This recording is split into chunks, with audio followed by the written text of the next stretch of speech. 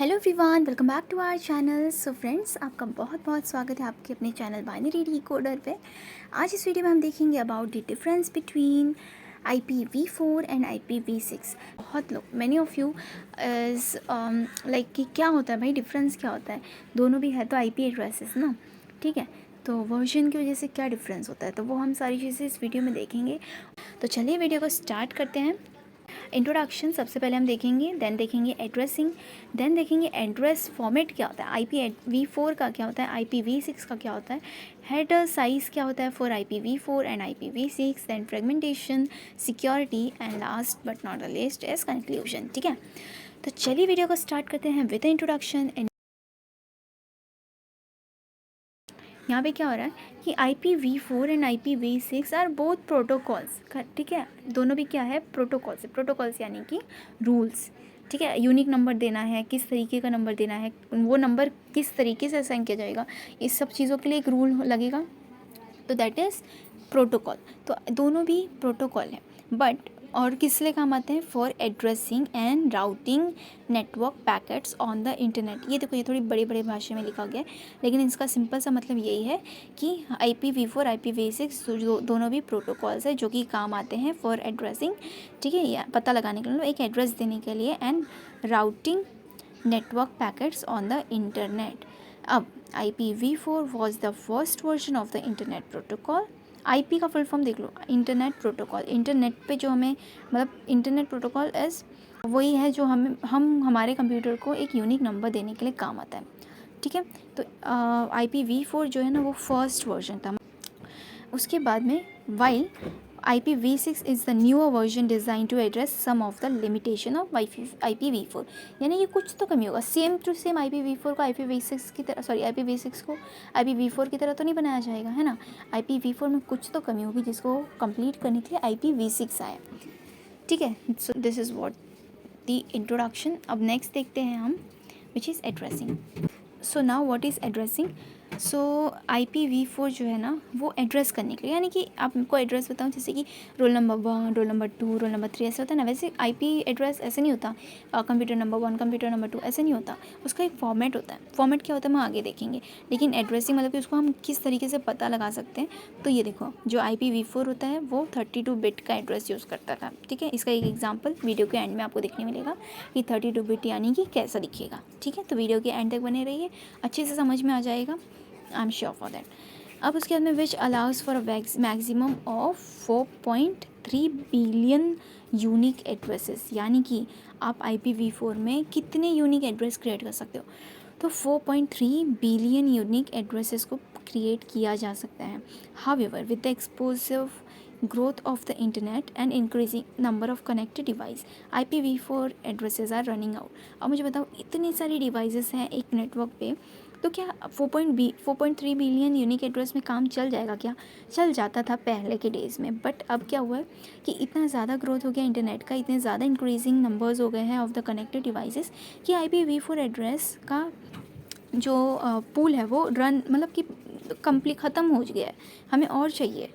ठीक है, और एड्रेस चाहिए, क्योंकि बहुत सारे डिवाइसेस आ गए, तो इसके लिए हमारे पास आया IPv6। IPv6 on the other hand uses 128 bit address. इसका भी एग्जांपल आपको वीडियो के एंड में दिखेगा। ठीक है, तो ऑन द अदर हैंड जो IPv6 है वो 128 बिट का एड्रेस यूज़ करता है, जहाँ की IPv4 32 बिट का एड्रेस यूज़ करता था। ठीक है, विच अलाउस, अब इतना बड़ा, मतलब कि इतना ज़्यादा बिट का एड्रेस यूज़ कर रहा है, जिसकी मदद से हमें virtually unlimited number of unique address मिल रहे हैं, यानी कि देयर इज़ नो लिमिट, आप कितना भी यूनिक एड्रेस क्रिएट कर सकते हो, right. This means that IPv6 can support an enormous number of devices and allow for future expansion of the internet। मतलब कि IPv6 हमें देखो, अब V4 में था, अच्छा था, बट स्टार्टिंग में अच्छा था, धीरे धीरे हमारे पास कम, मतलब कि यूनिक नंबर्स और ज़रूरत थी बट मिल नहीं रहे थे, तो इसलिए IPv6 है, जो कि बहुत एनॉर्मस नंबर ऑफ़ डिवाइसेस आप कनेक्ट कर सकते हो, और फ्यूचर में अगर और भी एक्सपांड होता है इंटरनेट तो भी हमें IPv6 काम आ जाएगा। ठीक है, एड्रेसिंग ऐसा हो गया, 32 bit for IPv4, 128 bit for IPv6, और भी आप डिफ्रेंसिएशन यहाँ पे देख सकते हो। ठीक है, नेक्स्ट देखा जाए तो address format, this is the most important thing, कि एड्रेस फॉर्मेट क्या होता है। तो अभी देखो IPv4 जो है ना are represented in dot decimal notation. कैसे होता था डॉट, इसका भी एग्जांपल मैं आपको दिखा रही हूँ अभी। IPv4 एड्रेस जो है ना are represented in a dot decimal notation, मतलब कि डेसिमल फिर डॉट डॉट डॉट ऐसे, मतलब कि डॉट रहेगा बीच में। Where each address is divided into 4 8-bit segments separated by dot, मतलब कि each address is divided into, मतलब कि एड्रेस को 4 हिस्सों में डिवाइड किया जाता है। 8-8 बिट का एक सेगमेंट होता है जो कि सेपरेट किया जाता है विद अ डॉट, मतलब कि समझो कि 1 2 3 डॉट 1 डॉट 1 2 3 ऐसे, ठीक है। फॉर एग्जांपल देखो एग्जांपल भी है आगे 192.168.0.1, ठीक है। 4 हिस्सों में डिवाइड किया, चारों के बीच में डॉट लगा के उन्हें सेपरेट किया गया। फिर देन IPv4 एड्रेस। अब IPv6 address are represented in hexadecimal notation where each address is divided into 8 16-bit segments, मतलब सोचो कितना बड़ा हो गया ये, है ना। separated by colons not by dot, ठीक है। फॉर एग्जाम्पल यहाँ पे देखो कितना बड़ा है, is an IPv6 address. Example आप देख लो, आप मतलब कि कंपेयर कर लो वो कैसा था और ये कैसा है, राइट। ठीक है, अभी हो गया address format. Moving to the next slide. Header size क्या होता है, ठीक है। हेडर साइज़ क्या होता है, देखो अभी हेडर साइज़ में क्या डिफ्रेंसिएशन है। IPv4 का जो हेडर्स है ना are 20 bytes long, while IPv6 का headers are 40 bytes long. This is because IPv6 includes more fields and options in the header to support new features and improve performance। अब देखो हालांकि मतलब कि जाहिर सी बात है कि डिफरेंस तो होगा और बड़ा भी होगा, क्योंकि IPv4 में वो बहुत ही कमियां थी, मतलब कि देखो उसमें बहुत ज़्यादा ऑप्शंस नहीं थे अवेलेबल। अब नए मतलब कि बहुत सारी चीज़ें इंक्लूड नहीं कर सकते हो, न्यू फीचर्स को सपोर्ट नहीं करता था, ठीक है। तो ये सारी चीज़ों को न्यू फीचर्स को इम्प्रूव और एंड परफॉर्मेंस इम्प्रूवमेंट के लिए, ये सब के लिए इसका साइज़ बड़ा है। किसका, तो IPv6 का, ठीक है। Moving to the next slide, fragmentation. अब देखो फ्रेगमेंटेशन में क्या होता है कि IPv4 के routers are responsible for fragmenting packets that are too large to be transmitted across a network. अब यहाँ पे क्या होता है, जब आप कोई चीज़ इंटरनेट पे भेजते हो ना, तो वो इजीली ऐसे जैसे आपको दिखता है उस तरीके से वो, समझो मैंने व्हाट्सएप पे मैंने आपको कुछ सेंड किया व्हाट्सएप पे सपोज़, ठीक है। तो जिस तरीके से आपको दिख रहा है ना, और मेरे को जैसे कि वो जाते हुए एक वीडियो के फॉर्म में दिख रहा है ना, वो वैसे नहीं जाता है, ठीक है। वो कुछ हिस्सों में डिवाइड होकर फिर उसके बाद में वो इकट्ठा होकर आपके पास जाता है। तो इसी चीज़ को बोला जाता है फ्रेगमेंटेशन, मतलब कि कुछ हिस्सों में उसे कट किया जा रहा है, देन उसके बाद में उसको पैकेट्स में बनाया जा रहा है, देन उसके बाद वो आप तक पहुँचते मतलब आपके तक पहुँचने से पहले उसे एक साथ फिर से किया जाता है और फिर वो आपके पास पहुँचता है, ठीक है। ऐसे नहीं कि मैंने जैसे भेजा है वैसे ही आपके पास जाएगा, नॉट एट ऑल।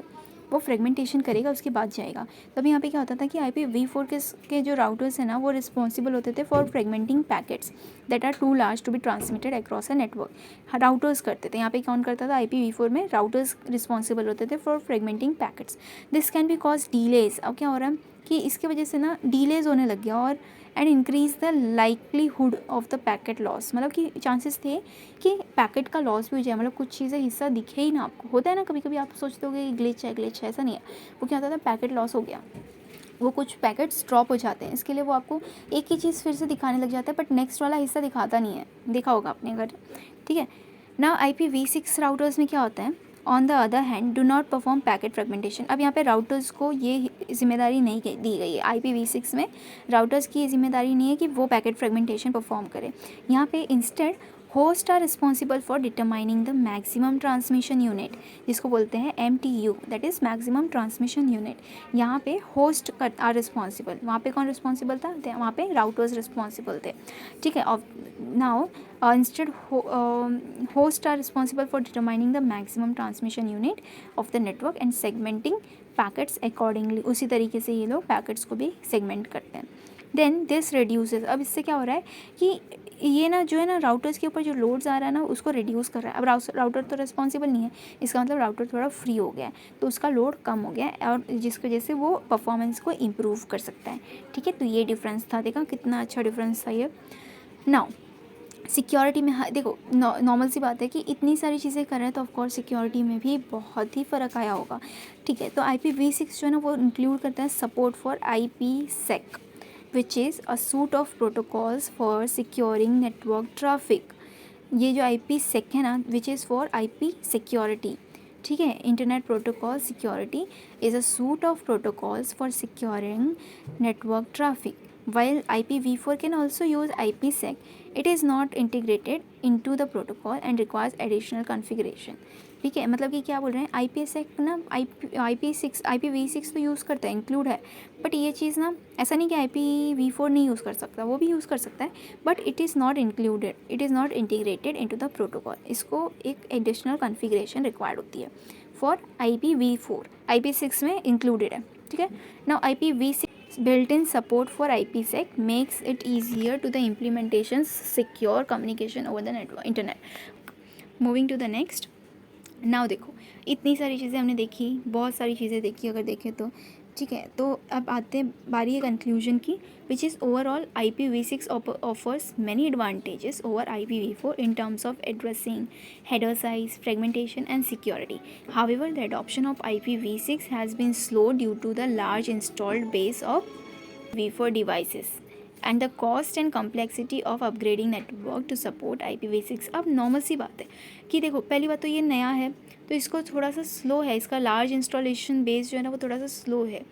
ठीक है. एंड नॉर्मल सी बात है कि इतना फ़ायदा दे रहा है तो इसका कॉस्ट भी बहुत ज़्यादा होगा, प्लस इसमें कॉम्प्लेक्सिटी भी होगी. ठीक है, नेटवर्क को अपग्रेड करने में. ठीक है.